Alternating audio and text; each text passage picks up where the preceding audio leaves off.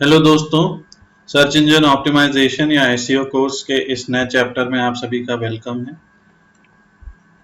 हम लोग ने अभी तक पढ़ लिया है कि एसईओ क्या होता है। वेबसाइट के लिए महत्वपूर्ण एचटीएमएल टैग में हमने पढ़ा था हेड में लिखे जाने वाले मेटा टैग्स, बॉडी में लिखे जाने वाले इंपॉर्टेंट एचटीएमएल टैग्स, ये सब हमने टॉपिक्स डिस्कस कर लिए थे पिछले चैप्टर्स में। अब आज के टॉपिक में हमें ये डिस्कस करना है कि बिना कोडिंग के एसईओ मेटा टैग कैसे लिखे जा सकते हैं या कैसे बनाए जा सकते हैं। तो अपने कंप्यूटर के ब्राउजर में आपको ये लिंक खोलना है metagen.slidescope.com और इस लिंक में एसईओ मेटा टैग वाले लिंक को खोलना है। इसमें 3 सेक्शंस मिलेंगे आपको। वहाँ दिए गए फॉर्म को आप अपनी जानकारी के हिसाब से भरना है आपको और सबमिट करके वहाँ से आपको मेटा टैग्स मिल जाएंगे जिसे आप कॉपी कर सकते हैं।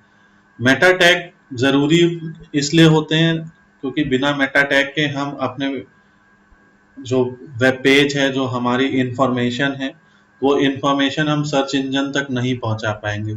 सर्च इंजन का क्रॉलर जो है ये मेटा टैग्स में से ही इंफॉर्मेशन को पढ़ता है और इसके थ्रू जो है आपने देखा भी है कि मेटा टैग्स में लिखी गई जानकारी आपके सर्च इंजन रिजल्ट में भी नजर आती है। मेटा डिस्क्रिप्शन की जानकारी आपके सर्च इंजन रिजल्ट में नजर आती है, मेटा टाइटल की लिखी जानकारी आपके सर्च इंजन रिजल्ट्स में नजर आती है। तो अब देखते हैं कैसे हम मेटा टैग जनरेट कर सकते हैं। तो यहाँ पे मैंने ये वेबसाइट खोल ली है metagen.slidescope.com और आप इसको गूगल में सर्च भी कर सकते हैं। आप गूगल में सर्च करके आराम से इसको ओपन कर सकते हैं कभी भी। अब ये metagen.slidescope.com में आपको एसईओ टैग जनरेटर वाले सेक्शन में जाना है। अब यहाँ पे देखिए आपके सामने लिखा हुआ है एंटर एसईओ टाइटल।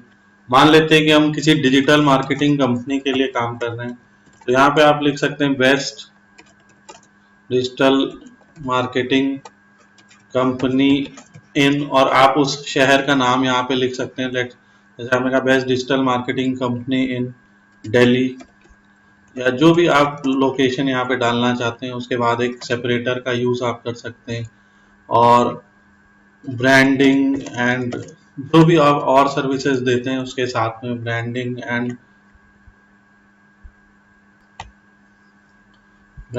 प्रमोशन, या जो भी आप लिखना चाहते हैं, branding and promotion of business, और जो भी आप सर्विसेज देना चाहते हैं उसके साथ में आप यहाँ पे एसईओ डिस्क्रिप्शन लिखते हैं।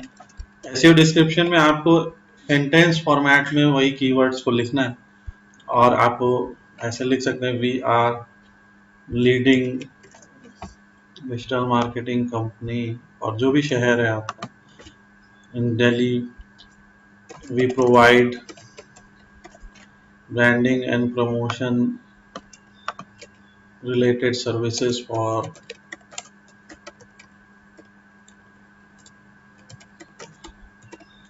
business, और जो भी आपको लिखना है। अब यहाँ पे जो आपका मेटा डिस्क्रिप्शन के अंदर जो आपकी लिमिट होती है वो नॉर्मली हम लोग 160 कैरेक्टर्स के आसपास लिखते हैं और एसईओ टाइटल में जो लिमिट होती है वो हम लोग 70 कैरेक्टर्स के आसपास लिखते हैं।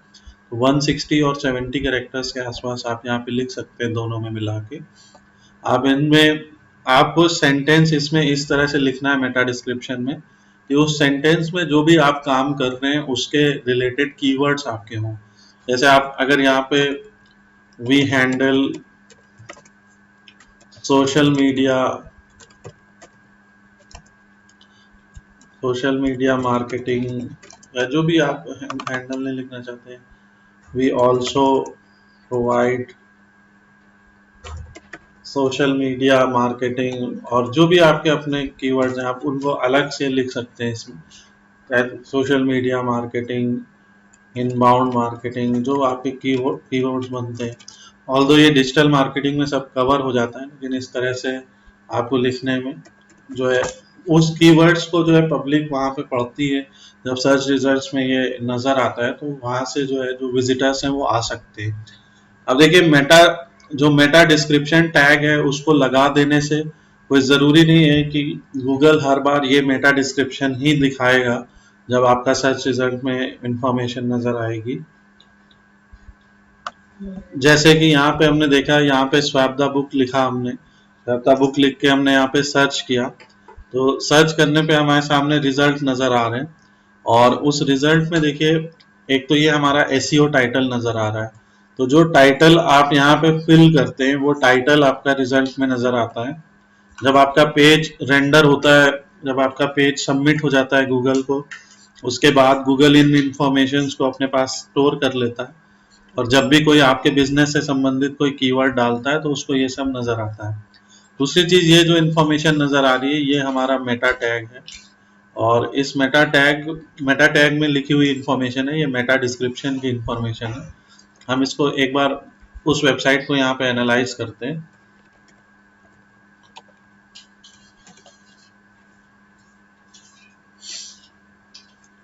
तो देखिए ये तो टाइटल तो सबसे इम्पोर्टेंट चीज़ है, ये ऊपर ही दिख जाती है। टाइटल के अलावा यहाँ पे हम जैसे मेटा डिस्क्रिप्शन देखते हैं, तो आप यहाँ पे सर्च कर सकते हैं meta name is equal to description, और आप देख रहे हैं जो मेटा डिस्क्रिप्शन में हमने जो इन्फॉर्मेशन यहाँ पे लिखी है वही इन्फॉर्मेशन आपकी जो है वहाँ नज़र आ रही है। तो the book is the best book shopping, और इस तरह से यहाँ पे आपको नज़र आएगी वो इन्फॉर्मेशन। तो ये इन्फॉर्मेशन जो है आपकी यहाँ पे दिख रही है, ये आप देख सकते हैं कि इस इन्फॉर्मेशन को गूगल वही दिखा रहा है जो इन्फॉर्मेशन हमारी मेटा टैग में, मेटा डिस्क्रिप्शन में लिखी गई है इस समय। अब इस इन्फॉर्मेशन को कोई ज़रूरी नहीं कि हर बार यही इन्फॉर्मेशन दिखाई जाए, ये गूगल के एल्गोरिदम के ऊपर है कि यूज़र की सर्च क्वेरी कैसी होती है। मगर मेटा डिस्क्रिप्शन लिख देने से हम लोग को एक श्योरिटी ये हो जाती है कि हाँ, हम लोग एक सही जानकारी जो है वो यूजर्स तक पहुंचा रहे हैं अपने मेटा टैग के थ्रू। वही चीज़ यहाँ पे भी की जा रही है। तो इसीलिए यहाँ पे ये दो चीज़ें इम्पॉर्टेंट हैं कि आप एसईओ टाइटल और मेटा डिस्क्रिप्शन अच्छे से लिखें। इसके बाद आपको ऑथर का नाम लिखना है। ऑथर का नाम जब आप लिखते हैं तो कोई ज़रूरी नहीं है, यहाँ पे आप अपना नाम लिख सकते हैं। अब ये मेटा ऑथर टैग जो है ये कोई ज़रूरी नहीं है कि आप इसको लगाएं। बहुत सारे जो सर्च इंजन ऑप्टिमाइजेशन एक्सपर्ट्स हैं उनका कहना है इसको लगाने से बेनिफिट होता है, बहुत सारे जिनका कहना है ये अननेसेसरी है, इसको लगाने से कोई बेनिफिट नहीं होता है। हम लोग को इसको लगाने से कोई लॉस तो नहीं हुआ है। हम लोग ज़्यादातर अपने जो भी हमारे वेबसाइट्स हैं उसमें मोस्टली हमने इनको यूज़ किया है, और हमें ऐसा कोई लॉस नहीं हुआ है। हमारे सर्च इंजन में, हमारी पोजीशन में अच्छा रिजल्ट आया, और बहुत लोगों ने कहा है कि इसका कोई फर्क नहीं पड़ता।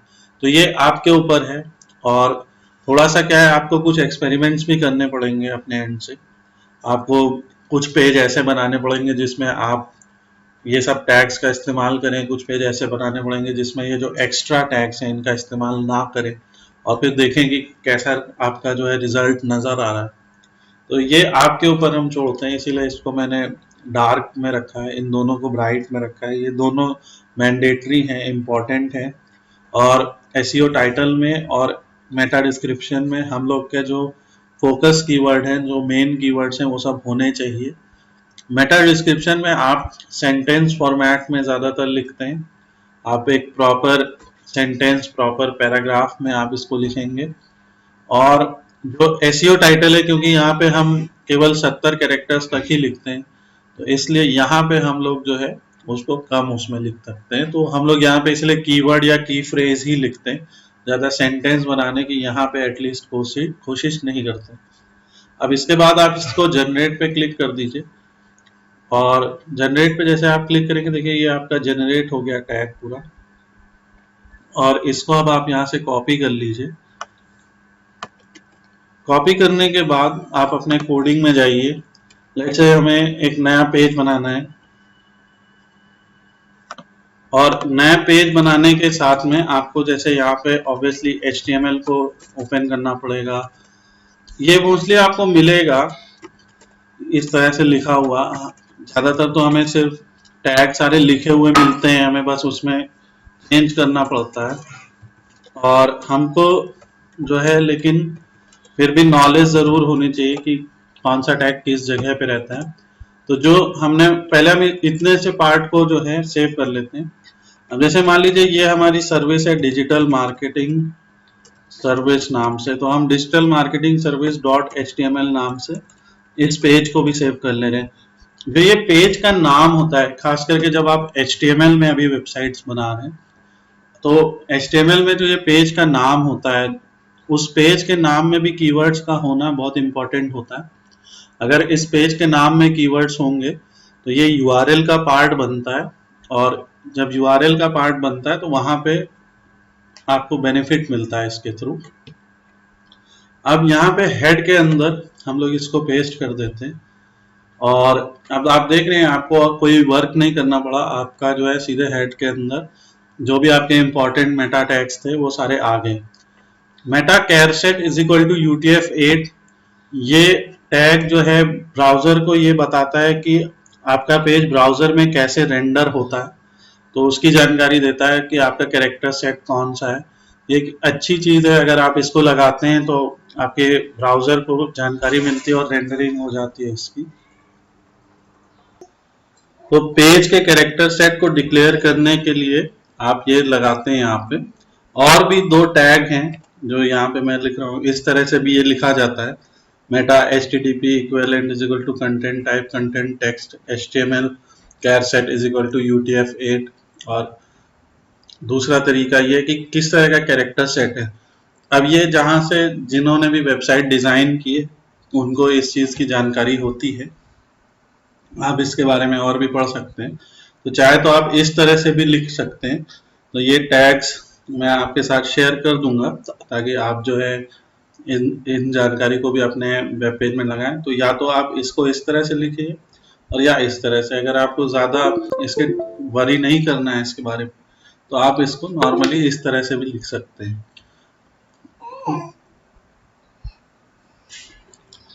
Meta name viewport content is equal to width is equal to device width initial scale 1। ये पर्टिकुलर मेटा टैग वेबसाइट की रिस्पॉन्सिवनेस के लिए इम्पोर्टेंट होता है। जैसे जब आप कोई रिस्पॉन्सिव वेबसाइट खोलते हैं, फॉर एग्जांपल अभी इसी को अगर हम Ctrl+Shift+I दबा के इंस्पेक्ट करेंगे तो आप देख सकते हैं मोबाइल के लिए इसका मोबाइल वर्जन जैसा ओपन होता है और अदरवाइज इसका वेब वर्जन ओपन होता है। तो ये चीज के लिए ये मेटा व्यू पोर्ट टैग होता है। बाकी टैग की जानकारी हमने आपको अपने प्रीवियस वीडियोस में दे ही दी, टाइटल और मेटा डिस्क्रिप्शन। और इस तरह से आप बिना किसी कोडिंग के लिखे आप मेटा टैग जनरेट कर सकते हैं। तो आप जाके इस वेबसाइट से ये टैग जनरेट कर सकते हैं।